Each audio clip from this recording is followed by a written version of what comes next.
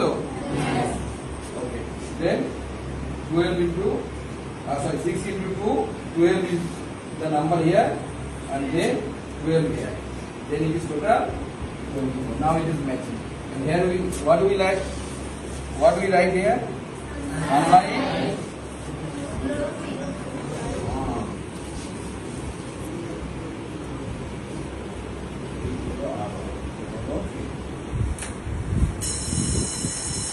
saccharide means sugar.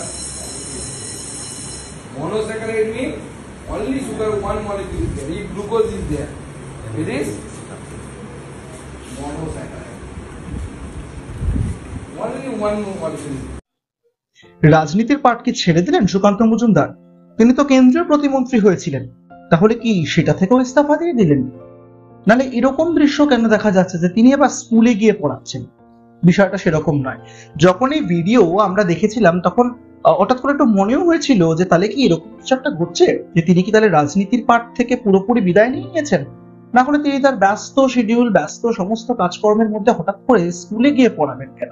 তা আবার কচি কাছাতে, কোনো কলেজ বা ইউনিভার্সিটি নয়। কিন্তু বিষয়টা তা নয়। বিষয়টা হচ্ছে বালুরঘাটে ছিলেন কেন্দ্রীয় প্রতিমন্ত্রী সুকান্ত মজুমদার। সেখানে জরুরি কাজ সবকিছু ছেড়ে তিনি পৌঁছিয়ে গিয়েছেন বুনিয়াদপুরের একলব্য মডেল স্কুল।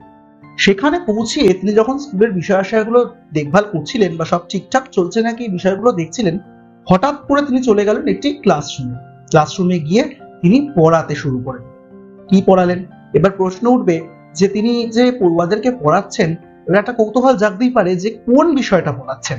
তিনি কিন্তু পড়াচ্ছিলেন জীবন বিজ্ঞান বা লাইফ সায়েন্স, সালোক সংশ্লেষ বা ফটোসিনথেসিস, মানে গাছ কিভাবে নিজের খাবার তৈরি করে এরকম একটা বিষয় নিয়ে তিনি বোঝাচ্ছিলেন। এবং শুধু তাই নয়, তিনি একেবারে রাসায়নিক যে পদার্থ যেভাবে কাজ করে সেগুলো পর্যন্ত একেবারে বিস্তারিতভাবে পড়ুয়াদেরকে বোঝাচ্ছিলেন। সেই ভিডিও এই মুহূর্তে আপনারা স্ক্রিনে দেখতে পাচ্ছেন। এরপর তাকে যখন প্রশ্ন করা হয় এই বিষয়ে, তিনি তখন উত্তর দিলেন যে তিনি কিন্তু আগে একজন শিক্ষাবিদ, তিনি আগে একজন যেটাকে আমরা বাংলায় মাস্টার মশাই বলে থাকি, সেই শিক্ষাবিদ, তারপর তিনি রাজনীতিবিদ।